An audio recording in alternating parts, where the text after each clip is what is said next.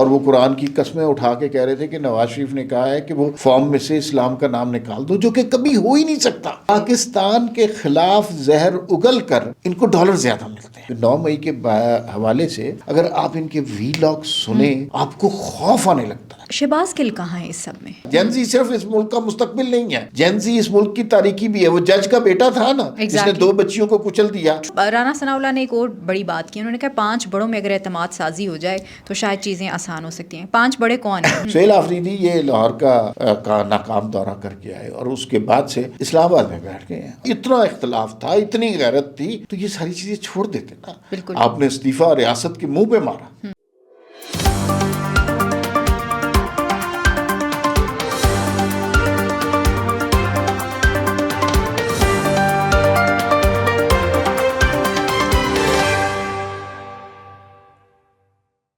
السلام علیکم، میں ہوں آپ کے ساتھ رمشا عارف اور آپ دیکھ رہے ہیں پروگرام وی ٹاک۔ عمار صاحب میرے ساتھ موجود ہیں۔ ناظرین، آج جن موضوعات پہ ہم بات کریں گے، ہم نے دیکھا کہ استداد دہشت گردی عدالت سے ایک بڑا اہم فیصلہ آیا ہے۔ 9 ملزمان کے خلاف جو ہے 2 دفعہ ان کو عمر قید کی سزا سنائی دی گئی ہے۔ وہ ملزمان ہیں جنہوں نے 9 مئی میں ڈیجیٹل دہشت گردی کی ہے۔ اس پہ بات کریں گے کہ یہ معاملہ کیا ہے، اب ان کو پاکستان کس طرح سے لایا جائے گا، اس پہ بات ہوگی۔ اور کل پھر رانا ثناء اللہ نے ایک بڑی اہم سٹیٹمنٹ دی ہے۔ وہ سٹیٹمنٹ کیا؟ انہوں نے کہا ہے کہ 5 بڑوں کے درمیان اگر اعتماد سازی ہو جاتی ہے تو شاید کچھ معاملات بہتر ہو جائیں۔ وہ 5 بڑے کون سے ہیں، اس پہ بات کریں گے۔ اور ساتھ ہی ساتھ انہوں نے کہا ہے کہ اگر تحریک انصاف والے اپنے سوشل میڈیا کے لوگوں کو تھوڑا سا کنٹرول کر لیں تو شاید خان صاحب کے لیے کچھ ایزی چیزیں ہو سکتی ہیں۔ اب وہ کس طرح سے ہو سکتی ہیں، اس پہ بات کریں گے۔ اور پھر کہا یہ جا رہا ہے کہ 21 جنوری کو بتایا جا رہا ہے کہ خان صاحب کا جو ایکس اکاؤنٹ کے حوالے سے درخواست ہے وہ زیر سماعت ہوگی، اور دیکھنا یہ ہے کہ اب اس کے اوپر عدالت کیا فیصلہ دیتی ہے۔ عدالت اگر فیصلہ دیتی ہے اکاؤنٹ بند کرنے کا تو کیا واقعی اکاؤنٹ بند ہو جائے گا؟ اور پھر سہیل آفریدی صاحب بڑے ایکٹیو ہمیں دکھائی دے رہے ہیں، لاہور گئے ہیں، اب انہوں نے سندھ کا دورہ بھی کرنا ہے، اور اسلام آباد میں بھی وہ کہا جا رہا ہے کہ بڑے ایکٹیو ہیں۔ اور لیکن تحریک انصاف کے کچھ جو اہم رہنما ہیں ان کے ایکٹیو ہونے پہ تھوڑی سی پرابلم دکھائی دے رہی ہے کہ وہ ساری پرابلم ہے کیا ایکچولی۔ اس تمام تر صورتحال پر آج بات ہوگی۔ ویلکم ٹو دا شو عمار صاحب۔ عمار صاحب، بڑا اہم فیصلہ آیا ہے استداد دہشت گردی عدالت کی طرف سے کہ 9 ملزمان کو جو ہے وہ عمر قید 2 دفعہ عمر قید کی سزا سنائی دی گئی ہے۔ یہ وہ ملزمان ہیں جنہوں نے 9 مئی میں ایک پروپیگنڈا کیا، ڈیجیٹل دہشت گردی کی۔ آپ کو کیا لگتا ہے کہ اس فیصلے کے بعد واقعی ان کو پاکستان آسانی سے لا سکیں گے؟ دیکھیے، یہ تو سہول میرا نہیں خیال کہ آسان بات ہے کہ ان کو پاکستان لایا جائے گا۔ اچھا، لیکن یہ انہیں قومی مجرم ضرور قرار دیا گیا ہے، اس کی بڑی سگنیفیکنس ہے۔ یہ وہ لوگ تھے جو صحافت کے نام پر جھوٹ بولتے تھے، صحافت کے نام پہ پروپیگنڈا کرتے تھے، اور خاص طور پر 9 مئی کے موقع پر انہوں نے پاکستان کے خلاف، افواج پاکستان کے خلاف ایک محاذ اکٹھا کر دیا۔ یہ پہلے سے لوگ اسی کام پہ لگے ہوئے تھے، لیکن پہلے شاید لوگوں کے منظور نظر تھے، تب یہ سلسلہ چلتا رہا۔ لیکن 9 مئی کے بعد برداشت کی حد ہو گئی ہے، اور پھر آخر میں یہ فیصلہ کرنا پڑا، ورنہ یہ لوگوں کے پہلے جرائم کم ہیں۔ میں نے یہ وجاہت سعید صاحب جو ہیں، یہ نواز شریف کے وزیر اعظم ہاؤس کے اندر بات ٹب کے اندر بیٹھ کے انہوں نے ایک رپورٹ کی اور وہاں بتایا کہ سونے کے نلکے لگے ہوئے ہیں۔ پھر عمار صاحب، آپ یہ بات کر رہے ہیں تو میں ادھر کہوں گی، اب جو باقی 2 صحافی اور بھی بہت سے صحافی ہیں جیسے ثابت شاکر ہیں، موحد پیرزادہ ہیں، آپ نے دیکھا ہوگا کہ نواز شریف کے خلاف انہوں نے بھی بہت سی باتیں کی ہیں، سب کچھ کیا۔ اس ٹائم یہ فیصلہ ڈیسیژن نہیں آیا، اس ٹائم کوئی ایسی چیز نہیں کی گئی۔ اب 9 مئی کے حوالے سے 0 ٹالرنس ہے۔ بالکل درست بات ہے۔ نواز شریف کے خلاف یہ اس میں سے ایک صاحب کے ساتھ میں پروگرام میں تھا اور وہ قرآن کی قسمیں اٹھا کے کہہ رہے تھے کہ نواز شریف نے کہا ہے کہ وہ فارم میں سے اسلام کا نام نکال دو، جو کہ کبھی ہو ہی نہیں سکتا۔ لیکن اتنی زبردست طریقے سے یہ جھوٹ بولتے تھے کہ دوسرا آدمی جو سچ بول رہا ہے وہ حیران و پریشان ہو جاتا تھا کیا کرتا ہے۔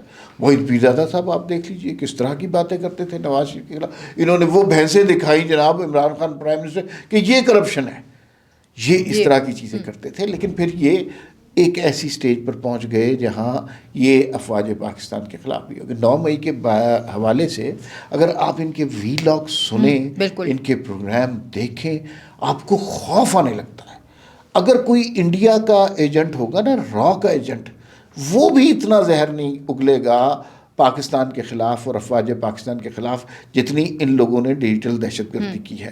تو اب دہشت گردی کی ایک اور قبیل کو، ایک اور صنف کو نہ صرف پبلکلی بتا دیا گیا ہے کہ اس کو ہم دہشت گردی مانتے ہیں. اچھا. اس کو ہم صحافت نہیں مانتے, اس کو ہم صرف سوشل میڈیا پہ ایکٹیویزم نہیں مانتے, یہ ڈیجیٹل دہشت گردی ہے. اور جو کوئی بھی پاکستان کے خلاف افواج پاکستان کے خلاف اس میں ملوث پایا جائے گا اس کی سزا کم نہیں ہوگی. بالکل ایسا ہی ہے عمار صاحب, کیونکہ ہماری افواج جو ہے وہ بارڈرز پہ دہشت گردی کے خلاف بڑے دبنگ طریقے سے لڑتی آئی ہے. اب یہ دہشت گردی ڈیجیٹل دہشت گردی ہو گیا تو اس پہ بھی جو ہے اسٹرک ایکشن تو لیا جائے گا. اب اگلا پوائنٹ یہ ہے کہ ان کے شناختی کارڈ بھی عدالت نے حکم دیا کہ بلاک کریں اور باقی ان کے پاسپورٹ بھی بلاک کریں. اتنا آپ یہ سمجھتے ہیں اتنا آسان ہوگا حکومت پاکستان؟ شناختی کارڈ بلاک کرنا, پاسپورٹ بلاک کرنا وہ حکومت پاکستان کے اختیار میں ہے اور وہ بالکل کر سکتے ہیں اور کر بھی دیں گے. لیکن یہ باہر سے واپس بلائے جائیں گے زبردستی, اس کے بارے میں ڈاؤٹ ہے, کیونکہ یہ انسانی حقوق کی چھتری کے نیچے چلے جاتے ہیں اور کہتے ہیں کہ وہاں پر ظلم ہو رہا ہے, وہاں پر بہت تباہی ہو رہی ہے اور وہاں پہ تو ہمیں سچ نہیں بولنا دیا جاتا. یہ جھوٹ بول کے ازائلم لیتے ہیں اور ان کی یہی خواہشات ہیں. دوسرا یہ ہے کہ وہاں پر پاکستان کے دشمن تو دنیا بھر میں بے انتہاش ہیں. پاکستان کے خلاف زہر اگل کر ان کو ڈالر زیادہ ملتے ہیں. ایکچولی ڈالرز کی ٹھیک ہے نا, اگر آپ پاکستان کے حق میں بات کریں گے, پاکستان کی فیور میں بات کریں گے, حب الوطنی کی بات کریں گے, اس کے ڈالر اتنے نہیں ہیں. تو جو لوگ, یہ بھی یاد رکھیں, جو لوگ پاکستان کے حق میں بات کر رہے ہوتے ہیں, حب الوطنی کی بات کر رہے ہوتے ہیں, وہ ایک اپرچونٹی کاسٹ بھی پے کر رہے ہوتے ہیں. وہ وطن سے محبت کا تو اظہار کر رہے ہوتے ہیں لیکن وہ ڈالر بھی مس کر رہے ہوتے ہیں. ان لوگوں کو یہ چاٹ لگ گئی ہے, یہ پتہ چل گیا ہے کہ وطن سے غداری کرو, نفرت کا وطن میں پیغام دو, لوگوں کو انتشار پر ابھارو, جو منہ میں آئے اس کو سچ کہہ کر بتاؤ اور فیک نیوز کو گلیمرائز کر کے بیچو, تو پھر یہ صحافت ہوتی ہے.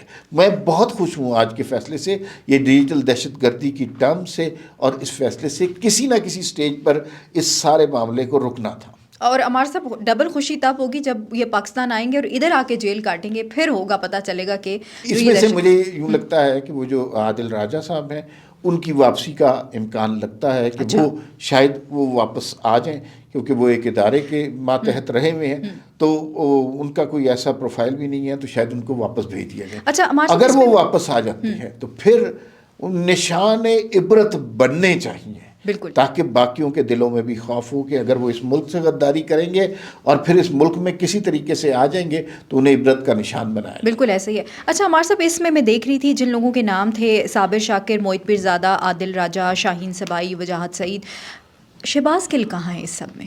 شہباز گل کا نام ہونا چاہیے, بالکل نام ہونا چاہیے. انہوں نے بے انتہا جھوٹ بولا, بے انتہا مغلظات بکی ہیں, تحریک انصاف کو نقصان پہنچانے والے انتشار پھیلایا. تحریک انصاف کو نہیں, انہیں نہ تحریک انصاف سے غرض ہے, نہ اس ملک سے غرض ہے, نہ ہمارے مقاصد سے غرض ہے, نہ ریاستی عوامل سے کوئی غرض ہے. انہیں تو صرف یہ ہے کہ ان کا وی لاگ کس طرح زیادہ ڈالر کماتا ہے. اور چونکہ دنیا بھر میں یہ ماننا چاہیے, دنیا بھر میں انڈین لابی سوشل میڈیا پہ زیادہ سرگرم ہے, اسرائیلی لابی سوشل میڈیا پہ زیادہ سرگرم ہے, تو پاکستان کے خلاف بات کرنا وہاں بیٹھ کر زیادہ سیلیبل ہے, اس سے ڈالر ملتے ہیں. بالکل. اسی کے ساتھ ہمارے صاحب میں کنیکٹ کروں گی اپنا دوسرا ٹاپک کہ 21 جنوری کو درخواست زیر سماعت ہوگی عدالت میں عمران خان کے ایکس اکاؤنٹ کو بند کرنے میں. آپ کو لگتا ہے کہ عدالت ایسا کوئی فیصلہ دے سکے گی؟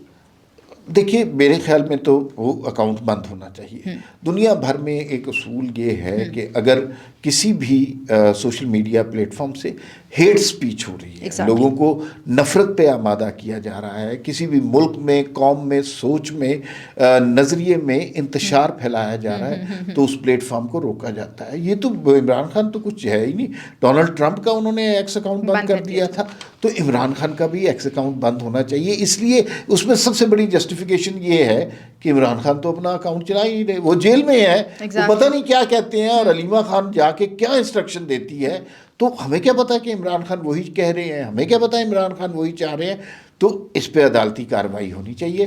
پاکستان میں اس کی ریچ تو ہم کنٹرول کر سکتے ہیں. مجھے یہ بھی پتہ چلا ہے کہ اگر عدالت کا فیصلہ آ جائے تو تو پھر جو کمپنی ہے ایکس ایلن مسک کی، ان کو ہم ریکویسٹ کر سکتے ہیں کہ یہ اکاؤنٹ پاکستان میں منافرت پھیلا رہا ہے، اس کو روکا جائے اور اس کو بند کیا جائے، تو پھر اس کے زیادہ چانسز ہوں۔ چلیں دیکھتے ہیں کہ امکانات سے زیادہ چانسز بند ہونے کے ہیں، لیٹس سی۔ اچھا عمار صاحب، آج ایک کالم بھی بڑا ڈسکس ہو رہا تھا، وہ زہران ان کا نام ہے، اور انہوں نے کالم لکھا ہے ایکسپریس ٹربیون میں کہ اٹس آل اوور، اور لوگ اس کو یہ پروپیگنڈا کر رہے ہیں کہ شاید کسی نے یہ کالم جو ہے وہ خود ہی بند کروا دیا، اور پھر کچھ لوگوں کا یہ بھی کہنا ہے کہ جنہوں نے یہ ختم کروایا انہوں نے غلط کیا، یہ آٹومیٹکلی سوشل میڈیا کے اوپر بہت زیادہ وائرل ہو گیا۔ ایکچولی بتائیے گا کہ وہ کالم ہٹایا کیوں گیا؟ بھائی پہلی بات تو یہ ہے کہ وہ جو کالم ہے نا، وہ پہلے جب چھپا ڈیجیٹل پلیٹ فارم پر، اس کے اندر ٹیکنیکلی بہت غلطیاں تھیں، پروف ریڈنگ کی غلطیاں تھیں، اور اس کے بعد کچھ پیراز ریپیٹ ہوئے تھے۔ اچھا، اس کو بعد میں اتار دیا گیا۔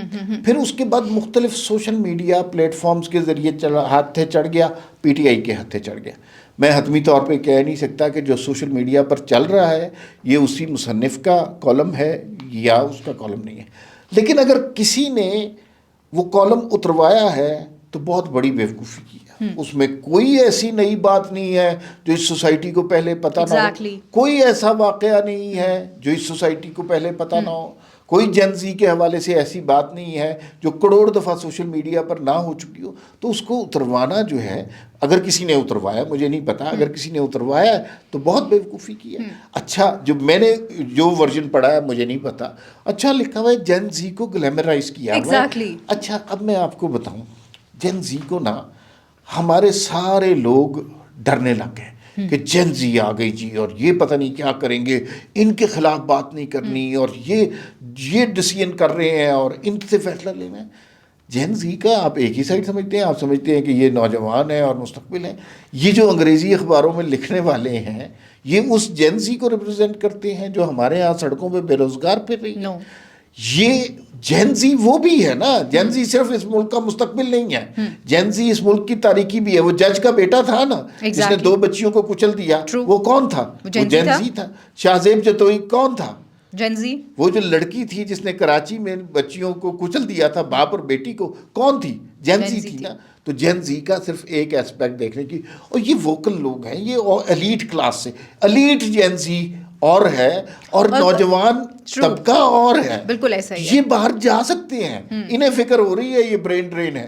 وہ جو ساری عمر جس نے یہاں رہنا ہے وہ یہیں پہ محنت مزدوری کر رہا ہے، یہیں روزگار کما رہا ہے۔ کیا پتا اس کو جن زی کا مطلب ہی پتا نہ ہو۔ ہاں، لیکن یہ لگے ہوئے کہ جن زی ملک سے باہر چلی گئی، حالات خراب ہو گئے، ملک ڈوب گیا۔ اتنی مایوسی کی باتیں نہیں کرنی چاہیے۔ دیکھیے مشکل حالات ہیں پاکستان میں، اور کس ملک کے مشکل نہیں ہے، کہاں پہ مشکلات نہیں ہیں، لیکن آپ نے یہ دیکھ لیا کہ ہم بہتر ہو رہے ہیں، ہم ترقی کی۔ ابھی وہ آپ نے جو گلوبل اکنامک سروے گیلپ کا بالکل ایسا وہ دیکھا ہے، اس کے اندر پاکستانیوں کی جو امیدیں ہیں نئے سال سے کہ پاکستان ترقی کرے گا، وہ انڈیا سے بھی زیادہ ہیں، وہ پوری دنیا کی اوسط سے بھی زیادہ ہے۔ اس کا مطلب ہے کہ ہمارے ملک میں جو کچھ ہو رہا ہے ہم اس کے حوالے سے خوش گمان لوگ ہیں، ہم یقین رکھتے ہیں کہ پاکستان ترقی کرے گا۔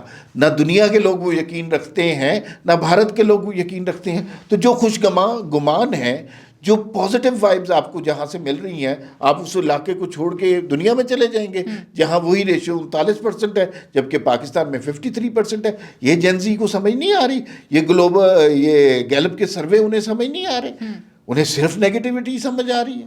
عمار صاحب یہ وہی جین زی ہیں پھر جنہوں نے کچھ نہیں کرنا اور نہ ہی ملک کی ترقی کرتے۔ اچھے انٹیلیجنٹ بچے ہیں، بالکل ہیں عمار صاحب، ہم مانتے ہیں۔ یہ ایک ایسپیکٹ تو نہ دیکھیں، اور جو بات کرنے والے ہیں جین زی کے حوالے سے، انہیں ڈرنے کی کیا ضرورت ہے؟ ہاں، یہ ایک پوائنٹ ہے۔ کھل کے بات کریں نا جن زی کے حوالے سے، کہ جن زی کی 2 قبیل ہیں، ایک ایلیٹ جن زی ہے اور ایک یہاں پہ ہماری بے روزگار نوجوان نسل ہے۔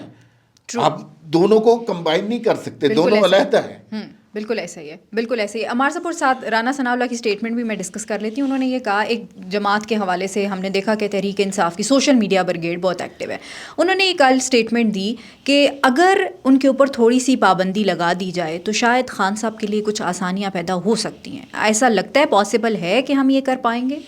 عمران خان کے سوشل میڈیا کے حوالے سے پابندیاں لگ جائیں تو کافی حد تک انتشار کم ہو، لیکن یہ لگ نہیں سکتا.